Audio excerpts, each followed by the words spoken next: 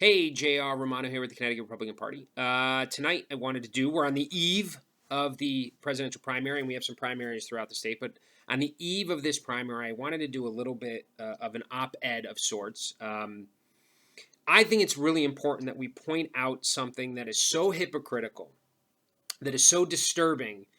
And I know many people listening, I'm probably preaching to the choir here, but what I find so fascinating about the Democratic Party, and I've had a couple run-ins on social media about this, and it is striking just how much they're either the left is either blinded or they're just so hungry for power. They don't really care who is in power. They simply want their party in power to push, ironically, failing policies. I mean, it doesn't matter. You want to point to any major city, whether it's New York, whose crime's up 236% over the last month. You go to San Francisco, the homeless population. In Portland, there's basically anarchy happening in the streets. And these are Democrat-led cities, and you're seeing it all over the place that somehow, in the mind of someone who's on the left, it is justifiable to seek out, hound out, attack violently, I might add, physically harm someone, person, or their property if they politically disagree, because they've deluded themselves that they have this moral authority because they know in their deep down in their souls they're right and they're defending the people. So I can understand being that passionate about wanting to help people, because I'm that passionate about wanting to help people. I just recognize that their policies don't actually help people, and they can't come to grips with that, because when you start pointing out the failures in cities, for example, they want to ignore it and gloss it over and give 1,000 excuses as to why all this failure is happening in Democrat-led states and cities. But the nothing kind of highlights this hypocrisy within the left and this moral superiority that they feel and ignorance all at the same time is how they're treating Joe Biden. He is going to be the Democrat nominee. We're in a situation where this particular nominee, Joe Biden, there's, I'd say, 30 to 40 minutes of video, actually live video of him grabbing, sniffing women. It's weird. There's parodies about it. Actually, pretty funny parody of I Kissed a Girl, whatever that song is, of I Sniffed a Girl on YouTube. It's funny and scary all at the same time. And the left ignores all of these signs. But there's two comments in particular that I think highlight just how racist Joe Biden's world perspective, whether it's through ignorance, whether it's through because he's an old school white Democrat. There's two things that he said that have been completely ignored by Black Lives Matter, by the Democratic Party, by media. And I've had my conversations with media here in the state of Connecticut that are refusing to ask the question. I mean, if Donald Trump said these things, oh my God, I'd have during COVID, I would have cameras out here.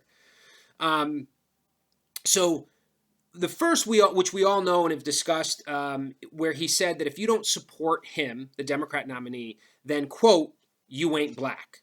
So Joe Biden believes that if you are African American and you don't support him, then somehow you lose your racial identity, because black people can only think one way.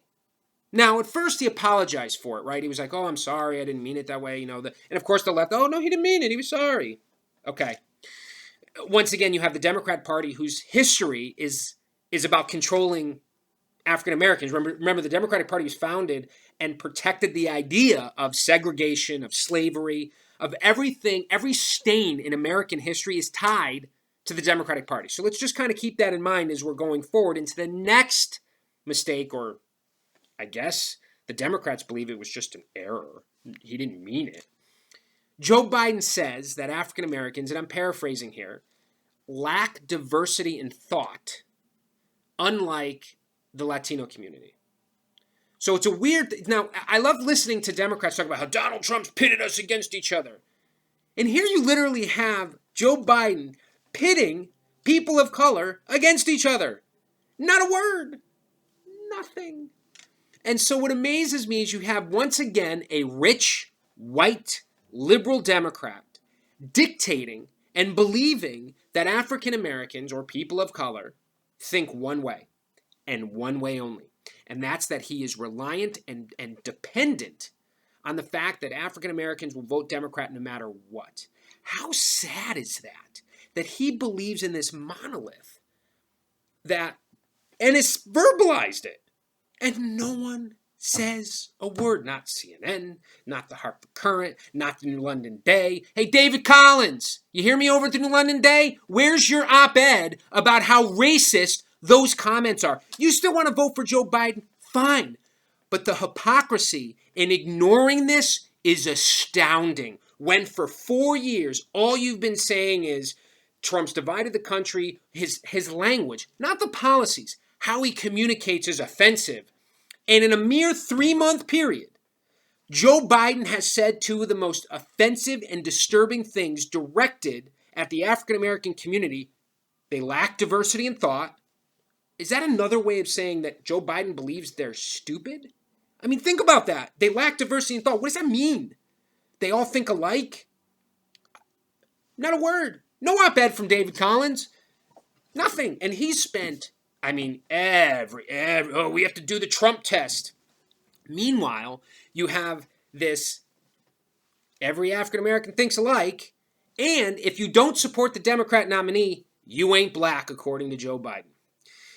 This is the modern era that we're in, and understand, the Democratic Party, with all of this hypocrisy in the language, and Trump can't say it, but Biden can say it, understand what they are establishing is a political class. That people that they politically agree with are allowed to violate the rules and break laws because they're justified, because their emotions, because they're justified in their anger. Think about that. We're no longer a nation of rules that apply to all of us. If you are a Democrat or believe that you've been oppressed, you can violate the law. You can burn down a building in Portland.